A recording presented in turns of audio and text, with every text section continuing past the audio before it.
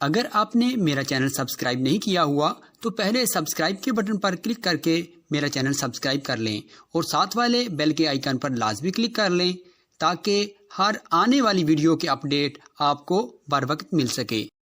گویا ہماری ظاہری زندگی میں، ہماری باطنی زندگی میں ان دونوں کا ایک اشتراک عمل جو ہے وہ اشتراک عمل ضروری ہے۔ جس طرح حضرت سلطان باہو رحمۃ اللہ علیہ فرماتے ہیں کہ دل تو نماز پڑھائیو نہیں کیا ہویا جے نیتی ہوں،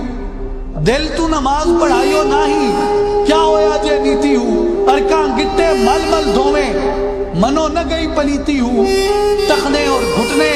اور کوہنیاں تو صاف ہو رہی ہیں لیکن اگر دل سے میل نہیں اتری تو کیا سمجھتا ہے اللہ کی بارگاہ میں وہ نماز قابل قبول ہوگی؟ لوکاں دے وکھلاون کارن بھج بھج بڑے مسیتی ہوں، اگر دل نے سجدہ نہیں کیا، اگر دل نہیں جھکا، اگر دل میں خشوع و خضوع پیدا نہیں ہوا تو پھر سجدے کہ ہم جتنے مرضی اپنے ماتھے پہ نشان بنا لیں،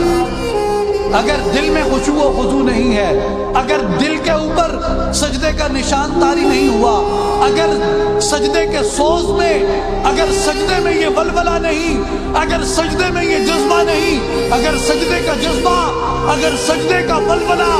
زمین کے اوپر اس سجدے کے نشان کو نہیں چھوڑتا، جس طرح کربلا میں آج تک امام علی مقام کے سجدے کا نشان قائم ہے، اگر سجدہ نشان نہیں قائم کرتا تو وہ سجدہ خدا کی بارگاہ میں کیسے قبول ہوگا؟ جس طرح علامہ اقبال سجدہ حسینی کے متعلق کہتے ہیں